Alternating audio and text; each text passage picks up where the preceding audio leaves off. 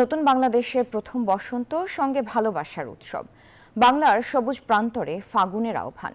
তাই বাসন্তী রঙের পোশাকে সেজে গুজে ঘরের বাইরে আমোদে মানুষের সমাহার। রাজধানীর শাহবাগ, চারুকলা চত্বর, বাহাদুর শাহ পার্ক থেকে বইমেলা, সবখানে লেগেছে ফাগুনের আগুন। লিটন বাবুর ক্যামেরায় আরও জানাচ্ছেন মাসুদ সুমন।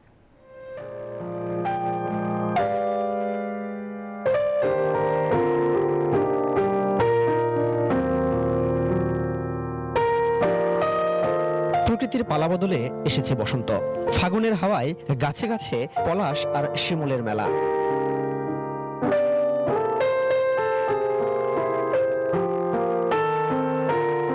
একই ফ্রেমে নানান বয়সী মানুষ, তাদের হাসি মাখা মুখ বলে দেয় শুধু রঙের খেলা নয়, এটি প্রেম, আনন্দ আর নতুন সূচনার উৎসব। মূলত ফুলের ফলে প্রকৃতি আবার নতুন করে ভরে ওঠে। তো এই যে চারপাশে আমরা এখন দেখতে পাচ্ছি যে একটা অস্থিতিশীল পরিবেশ, সেইখান থেকে কাটিয়ে উঠতে নিজের মনের শান্তির জন্য হলেও এই বসন্ত বা ফাল্গুন কিন্তু অনেক প্রভাব ফেলে। প্রকৃতি যে রঙিন হয়ে সাজে, তো আমাদের জীবনটাও তো আসলে এমন। বসন্ত হচ্ছে রঙের উৎসব এবং প্রেমের উৎসব।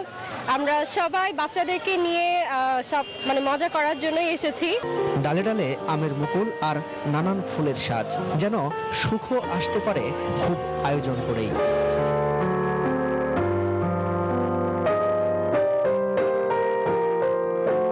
প্রকৃতি প্রেমীদের জন্য এই ঋতু যেন শুধুই রঙের, তাই ভালোবাসার রঙে রঙিন মানব হৃদয়।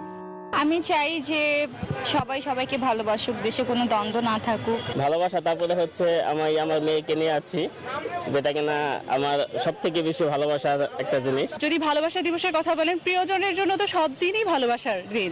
৬টি ঋতুর চক্রে রাজত্বটা বসন্তেরই। ঋতুরাজের বর্ণনা যেন কোনো রং তুলির আচরেই পূর্ণ হওয়ার নয়।